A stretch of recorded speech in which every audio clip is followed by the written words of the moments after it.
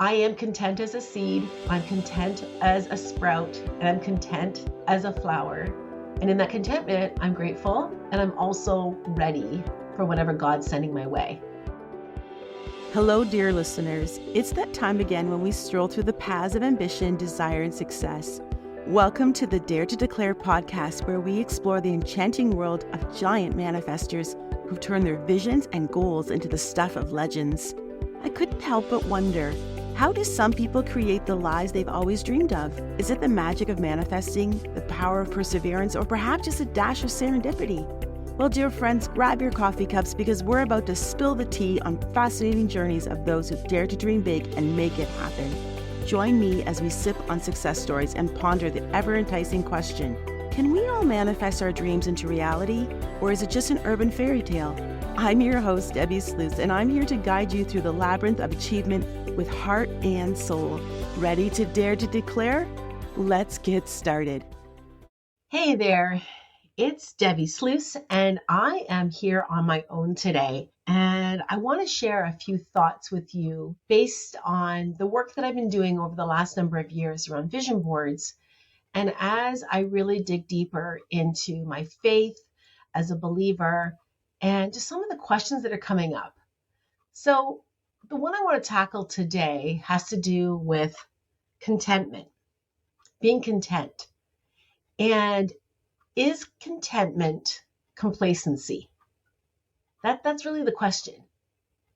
And if contentment is complacency, then where do visions and goals fit into all of that? So let's dig in. My background is in early years, and I worked in a not-for-profit multi-site childcare organization for 30 plus years. And I remember one of the educators coming to me and telling me that the preschool children were just running wild.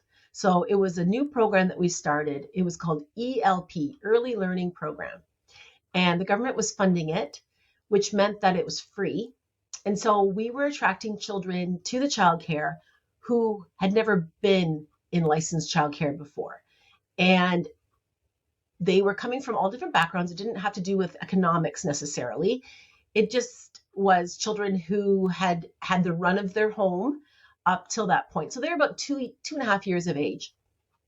And she was trying to she had 8 children to one educator. So there was her, and then there's probably another educator, I'm trying to remember, there as well. So they could have had up to like 16 children. And it was just mayhem. The kids were jumping on the furniture, just dumping buckets, running wild through the playroom. And she couldn't understand it because as we were discussing this, she said, I have been a preschool teacher for a long time, and children typically at this age know how to cooperate and are taking turns and are playing. I mean, there's going to be some instances, but not like it was, like every child. So when we started to look back at what was the common denominator for these children, we realized that they had never had any kind of structure before and not had any kind of group experience. So what we decided together, her and I, was that she was going to clear out most of the room from the toys and just put in a few and then slowly introduce them to the children. So the following day when the children came, and I believe it was just a half-day program, she would have a circle, a small group, and the children were invited to come. And they didn't have to come. Some would just kind of stand off observing because they were not used to sitting in a circle. And she would highlight one toy. And so let's say it was a dump truck, and she would hold it up for the children. They'd talk about the color of it. They'd talk about what it was made of, the different features, the wheels that worked. And let's say if it had a little lever and it would dump, and then pass it around for every child to touch, play with, and see. And as she slowly introduced the toys into this room and then also the routine in that same way, like really slowing things down, the children began to appreciate and have the structure of the playroom. Now, the reason I'm telling you this story is because oftentimes when there's just lots of a thing, we just don't appreciate it. And I mean, I think about the vision board as well, in that one of the protocols of the vision board is that I ask my clients not to make a collage, and that they just have a singular photo image representing one area on their board, so that it's much more orderly, so that you can focus on it, because we thrive best with a sense of order versus clutter. Okay, but back to the story. It's like when you have an opportunity to get present and to experience, let's say in this case, the toy, the children didn't just see it as something to toss and to jump on, but they had an appreciation because they slowed down. So how does that connect to being content? Well, I think that it has to do with having appreciation and gratitude for what you have, whether it be relationships, material items, your routine, whatever it is that you are content. So I guess in this way, I mean contentment as a state of gratitude. Now, Bob Proctor, he says being discontent is the birthplace of ingenuity. I love that. Because does contentment, as I said before, equal complacency? If you're content, does that mean that you get lazy and that it's just good enough? Well, what I also know is if you're not growing, you're dying. And from the Bible, one of the parables is in Matthew 25, where the owner gives his servants talents. Now, not like he gives money. And there's 3 of them, and 2 of them double what he gives them, and the other buries it. And when the owner comes back, the one who buried it is disciplined because he didn't take what he had and grow it. So how does one go from contentment to growth? So I've been thinking about this, and some questions is that, am I ready, and maybe are you ready for increase based on how you currently manage your resources? So what if contentment is actually stewardship, meaning that we've been given this gift of life, whatever it is that is our life, our children, or our partner, our spouse, our material things. And I mean, there's been disasters recently, it can just as quickly be taken away, our health. So how are we stewarding? How are we caring for the things that we have? And when we are responsible in our stewardship, we demonstrate contentment and gratitude.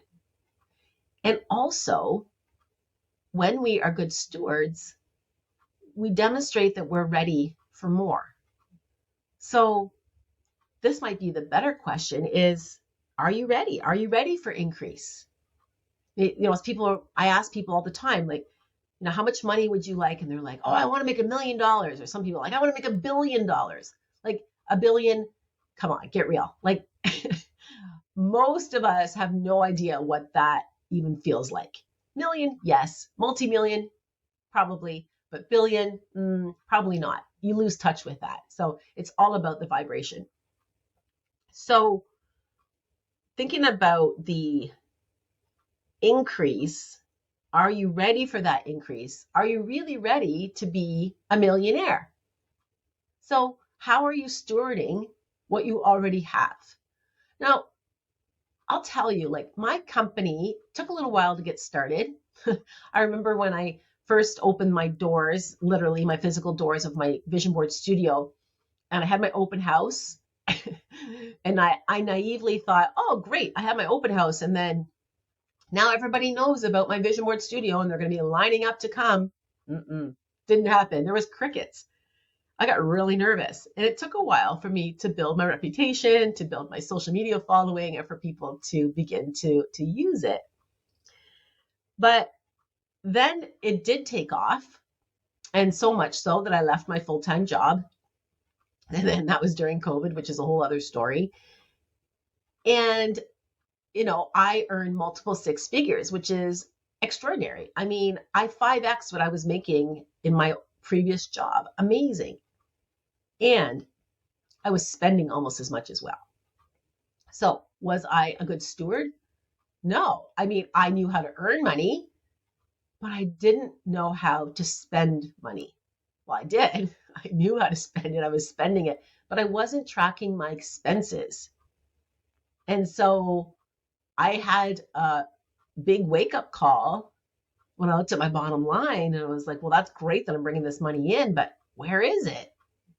And realizing that it was like leaking out in all different places, like memberships I was part of, and software and Facebook ads and all of these, things that I thought would be good for my business. But was I stewarding the money really well that was coming in?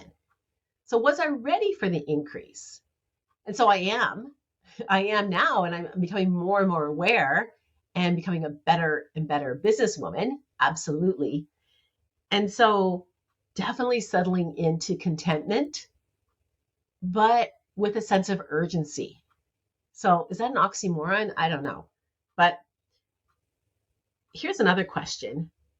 This is something from a group that I'm in right now, a Christian women's group. And the question that they posed was, can you be trusted with more? Ooh, that's a big one. Can you be trusted with more? And I believe, yes, I can, but ask yourself, can you be trusted with more? So are you ready for that increase? Are you ready to steward the money, the resources that you've been gifted? So are you in a spirit of growth, or are you still having an old money paradigm about getting? Are you growing or getting? And when we're in a state of growth, and then put that into the bucket also of contentment, that's where gratitude lies. And I had a tough week, actually. Boo-hoo for me. But my agenda planner has just been so troublesome. It's been quite the challenge. And it started as an idea a year ago. So I was gifted this idea of creating a vision board planner. And I had some non-negotiables. It had to have a big coil, and I wanted it to be personalized. I didn't want something just to be, slapped together from some kind of template from China, something like that. I wanted to really represent me and my brand. And so it's taken quite a while working with various experts like designers, people that know about Amazon. And then finally we're getting to the shipping stage. And wow, has my patience been tested. So it's about 5 kilometers here from my home in a warehouse, and it's been sitting there for 2 weeks because this final last little detail, I have not been able to get it shipped to Amazon, and it has tested me. And so am I ready for an increase in abundance? Yes, I am. And it's one of those things where it's a daily practice around these small things. How do I respond to these kind of challenges? Because really in the big scope of things, it's so small. And I love this idea that God is preparing me for what he has prepared for me. So I get to hold on to the big vision that I get to impact millions of people who get to do a Dare to Declare vision board to transform their lives and use the goal planner. So that's my vision, is that everyone is lit up with hope to dream big and to experience the Dare to Declare proven process. Like, that's just amazing. So that's a vision I get to hold. But God doesn't show me how that's going to happen, because if he did, I'll tell you, like, this week has been one of those trials I probably would quit. So the how is kept close to his chest. He doesn't share the how. We just get to hold the vision. And like driving at night, with your lights on, we just see a little bit that's in front of us, and we just got to keep driving and trusting that everything is for my good and that everything is exactly the way it's supposed to be. And that's my responsibility, is to obey what he has for me. Actually, that's going to be my 2025 word, obey. Wow. It feels heavy. I'll tell you that. And normally I tell my clients, don't choose a word that feels like discipline. And obey sure feels like that. And I could feel the tension I have with that word, because I want to resist it. I want to be like, nobody's going to control me. And that comes from childhood stuff and so forth. But when I surrender, when I obey, then I am content. And I can be at peace, because I'm reading a book right now, Worthy, and she talks about self-worth and how self-worth is the foundation that confidence sits on. And so contentment is definitely a result of understanding your self-worth, that then you are content and then you are at peace. But it doesn't mean that you're not going to continue to grow. So like a seed in the ground, the seed is exactly a seed, and it's exactly perfect the way that it is. And with the right conditions, with the water and the sun, it begins to sprout in the right time and push through the dirt. All the challenges got to push the way through until it comes out onto the top of the soil and begins to bloom. And so I am content as a seed, I'm content as a sprout, and I'm content as a flower. And in that contentment, I'm grateful, and I'm also ready for whatever God's sending my way. And I hope that you are too. Today, we've delved into the realm of manifesting giants, exploring the power of declaring our desires to the universe with unapologetic boldness. But before we bid adieu, I have a little something special to share with all of you dreamers out there. Introducing the Dare to Declare Vision Board magazine and online DIY Vision Board course, your ticket to manifesting greatness in style. Picture this: flipping through pages filled with inspiring images, empowering quotes, and step-by-step guides to help you create the vision board of your dreams. Whether you're yearning for that spacious condo with a view, or a love that sets your soul on fire, our magazine is here to guide you every step of the way. Dive deep into the art of manifesting with our exclusive online DIY vision board course. Led by manifesting expert, yes, yours truly, and seasoned dreamers, this course will teach you the ins and outs of creating a vision board that speaks to your heart and soul. So what are you waiting for? Join the ranks of the manifesting giants and dare to declare your wildest dreams to the universe. Head over to our website, debbiesluice.com, and grab your copy of the Dare to Declare Vision Board magazine and enroll in our online DIY Vision Board course today.